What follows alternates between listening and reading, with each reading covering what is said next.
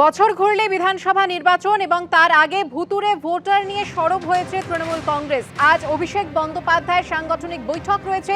এই বৈঠক হবে ভার্চুয়ালি, আর এই অনলাইন বৈঠকে হাজির থাকতে বলা হয়েছে দলের বিধায়ক, সাংসদ এবং সমস্ত জেলার সভাপতিদের। কথা বলবো আমাদের প্রতিনিধি উজ্জ্বল মুখোপাধ্যায়ের সঙ্গে। উজ্জ্বল, আমরা এর আগে দেখেছি যে ভুতুড়ে ভোটার নিয়ে কোর কমিটির যে প্রথম বৈঠক ছিল, সেই বৈঠকে গড়হাজির ছিলেন অভিষেক বন্দ্যোপাধ্যায়। তিনি সাংগঠনিক যে বৈঠক তা ভার্চুয়ালি হবে এমনটা ঘোষণা করেছিলেন। আজ কি বার্তা দিতে পারেন তিনি?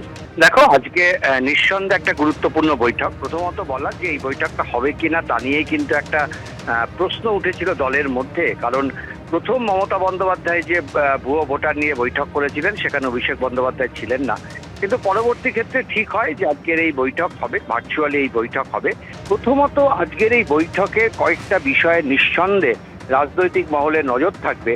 প্রথম যেটা বিষয় সেটা হচ্ছে যে এই বৈঠক থেকে ভুয়ো ভোটার নিয়ে আলাদাভাবে অভিষেক বন্দ্যোপাধ্যায় কোনো নির্দেশ দেন কিনা। অর্থাৎ আমরা দেখেছি মমতা বন্দ্যোপাধ্যায় ইতিমধ্যেই নির্দেশ দিয়েছিলেন যে কর্মীদের বাড়ি বাড়ি যেতে হবে, ভুয়ো ভোটারকে চিহ্নিত করতে হবে। অভিষেক বন্দ্যোপাধ্যায় এই ভুয়ো ভোটার চিহ্নিতকরণের ক্ষেত্রে কোনো নির্দেশ দেন কিনা। দ্বিতীয় যেটা নজর থাকবে যে এক্ষেত্রে আইপ্যাককে তিনি এই গোটা প্রক্রিয়ার সঙ্গে যুক্ত করেন কিনা। অর্থাৎ অভিষেকের তরফে আইপ্যাক নিয়ে কোনো ঘোষণা আজকের এই বৈঠকে তিনি করেন কিনা, নাকি নীরব থাকবেন, নাকি সরব হবেন, অবশ্যই সেদিকে নজর থাকবে। তৃতীয় যে বিষয়টা নজর থাকবে তা হচ্ছে এই এপ্রিল, মে, জুন, জুলাই, আগস্ট বা এই যে সময়টা, এই সময়টা কিন্তু সেই অর্থে বড় কোনো কর্মসূচি বা সাধারণত সামাজিক কোনো বিষয় নেই। পুজো আসতে এখনো ঠের নেই। ফলে এই যে সময়টা, সেই সময়টা তৃণমূল কংগ্রেস কিভাবে ব্যবহার করবে, তৃণমূল কংগ্রেস কর্মীরা কিসের ওপরে জোর দেবেন, এই বিষয়টা নিয়েও অভিষেক বন্দ্যোপাধ্যায় নির্দিষ্ট কোনো কর্মসূচি তৈরি করে দেন কিনা, অবশ্যই সেদিকে নজর থাকবে। দেখো, তোমার মনে আছে যে এর আগে এরকম একটা ভার্চুয়াল বৈঠকের পরে কিন্তু অভিষেক বন্দ্যোপাধ্যায় ঘোষণা করেছিলেন যে তিনি উত্তর থেকে দক্ষিণ এই জেলা পরিক্রমায় বেরোবেন, যাকে বলা হয়েছিল জনসংযোগ যাত্রা। ফলে এবার অভিষেক বন্দ্যোপাধ্যায় কোনো জনসংযোগ যাত্রায় বেরোচ্ছেন কিনা বা তার তারিখক্ষণ এগুলো কোনো কিছু ঘোষণা করে কিনা, নিঃসন্দেহে সেদিকে সকলের নজর থাকবে।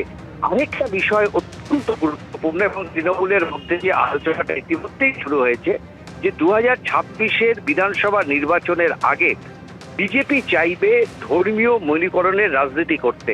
অর্থাৎ একেবারে নির্দিষ্ট লোককে, হিন্দু, মুসলিম, এই বিষয়গুলোকে তারা সামনে টেনে আনতে চাইবে এবং তারা এই বিষয়গুলোকেই কিন্তু নির্বাচনের অন্যতম প্রাসঙ্গিক বিষয় হিসেবে তুলে ধরতে চাইবে। যে কারণে শঙ্কর ঘোষের মতন বিজেপির নেতা সে স্পষ্ট বলে যে এই মুহূর্তে অন্য কোনো ইস্যু থেকে হিন্দুরা আক্রান্ত হচ্ছেন, এটাই সবচাইতে বড় ইস্যু। পাশাপাশি তৃণমূল কংগ্রেস কিন্তু মনে করছে যে তার কাছে সবচাইতে বড় ইস্যু মমতা বন্দ্যোপাধ্যায়ের উন্নয়ন। যে কাজ মমতা বন্দ্যোপাধ্যায় এত বছর ধরে করেছে, সেই উন্নয়নকে সামনে নিয়ে আসতে হবে এবং বিজেপি কিন্তু চাইবে না উন্নয়নকে সামনে আনতে, বরং তারা কিন্তু ধর্মীয় ইস্যুকে সামনে আনবে। এবং তৃণমূলের কয়েকজন নেতা পরোক্ষভাবে কিন্তু বিজেপির কোট আনকোট ট্র্যাপে পা দিচ্ছে।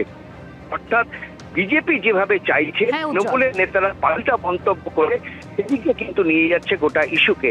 ফলে আজকে এই নিয়ে অভিষেক বন্দ্যোপাধ্যায় নির্দিষ্ট কোনো বার্তা দেন কিনা, নাকি এই বিষয়টা মমতা বন্দ্যোপাধ্যায়ের উপরই তিনি ছেড়ে দেবেন, এইটাও কিন্তু আজকের বৈঠকে সকলের নজর থাকবে। ধন্যবাদ উজ্জ্বল।